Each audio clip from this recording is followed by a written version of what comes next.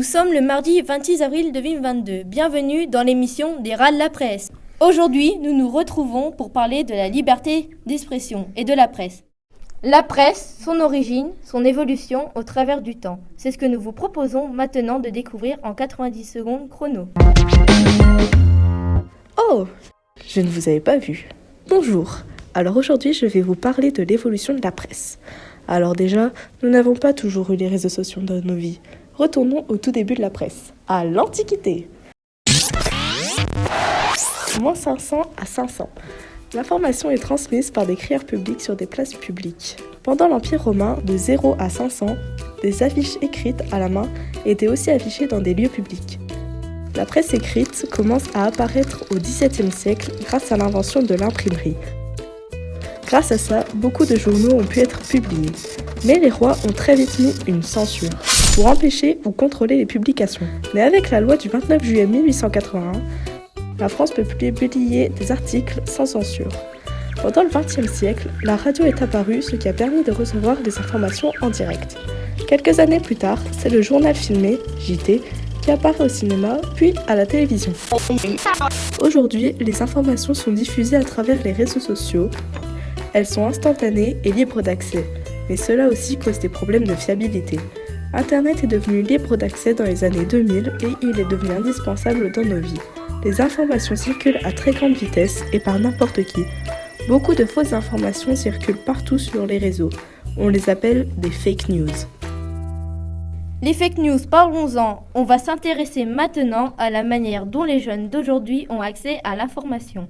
Attention en régie, en route pour un micro-trottoir. Sur quels médias recherchez-vous vos informations ? Sur Google. Sur plutôt Wikipédia. Souvent c'est Google ou Wikipédia. Le Monde pour tout ce qui est information, ou alors pour tout ce qui est sportif, journaux comme l'Équipe. Comment vérifiez-vous vos informations ?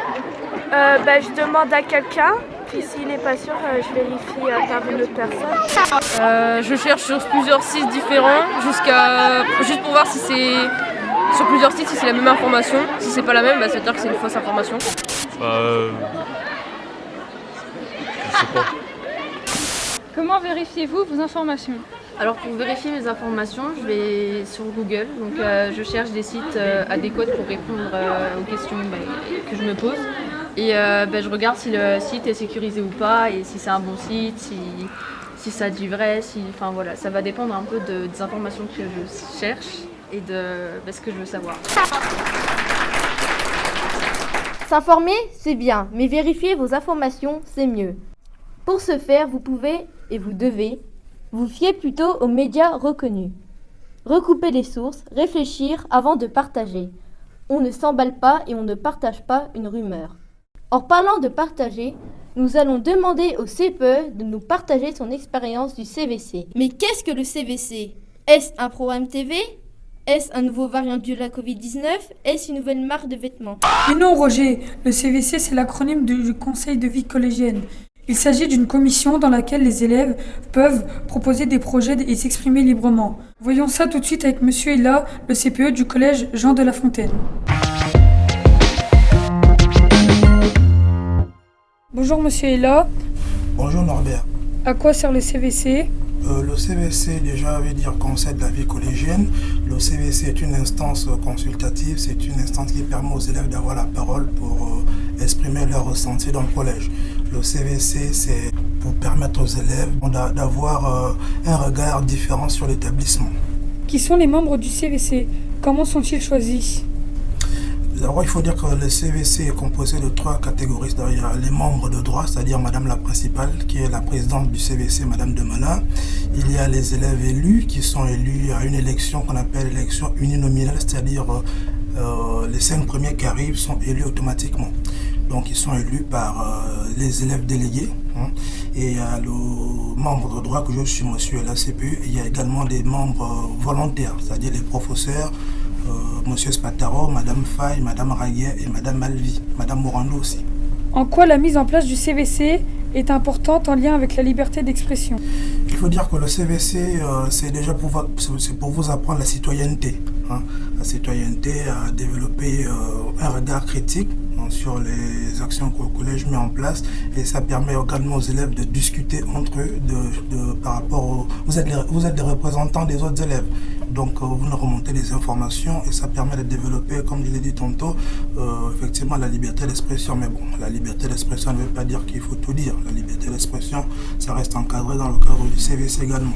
Pouvez-vous nous donner des exemples de projets menés dans le cadre du CVC ? Il faut dire que le CVC, on a redynamisé cette instance depuis l'année dernière. Donc cette année, c'est sur la prévention de la sécurité routière. On est en train de travailler avec les élèves. Donc il y a une action qui va être menée, c'est-à-dire les élèves vont réaliser une affiche qui va être divulguée, vulgarisée dans l'établissement et également dans les salles de classe. Eh bien, merci Monsieur Ella d'avoir répondu à nos questions. Merci à vous. C'était Norbert en direct du bureau du CPE pour les rats de la presse. Le CVC est donc une commission du collège que nous vous invitons vivement à rejoindre.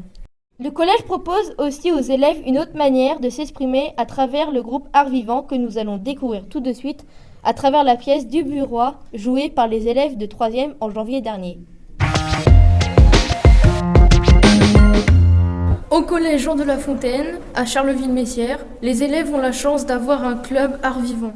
En janvier, les 3e du groupe ont joué la pièce du Bureau de Jarry, qui traite les thèmes de la dictature et de la répression. C'est ce que nous allons vous proposer de découvrir avec Madame Faye, la documentaliste du CDI.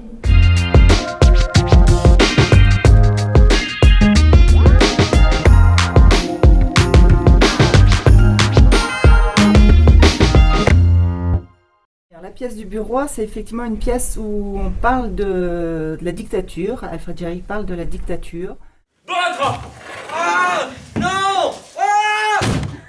Ce qui me plaît beaucoup dans cette pièce-là, c'est le grotesque, la partie qui peut nous faire rire, ce décalage par rapport à la réalité, mais qui fait ressortir tout le sens de ce que peut être une dictature et le fait que ce soit également un couple.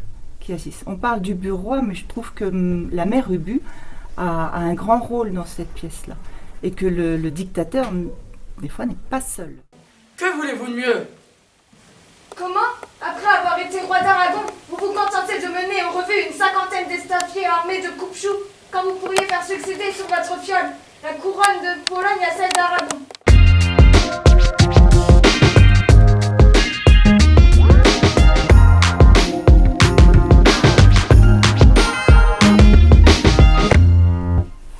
Bonjour Antoine, c'est bien toi le rôle principal de Ubu? C'est bien moi. Qu'as-tu pensé du vendu final de la pièce? Le travail en groupe a été formidable. Quel est le trait de caractère principal de votre personnage? Ubu était orgueilleux, il est aussi vulgaire et il aime bien manger aussi. Ah tiens, j'ai faim. Je vais mordre dans cet oiseau. C'est un poulet. Malheureux, que fais-tu? Comment as-tu fait dans ton jeu d'acteur et dans les choix de ton costume pour paraître comme un dictateur? Après le coup d'état, on a rajouté une couronne à Ubu. Sinon, on le mettait souvent en hauteur. Nous allons périr car nous mourrons de soif et sommes fatigués. Ça fait quoi de jouer un dictateur? On doit, changer sa personnalité, être plus autoritaire, mais après Ubu n'est pas très autoritaire, du coup il faut mélanger les deux.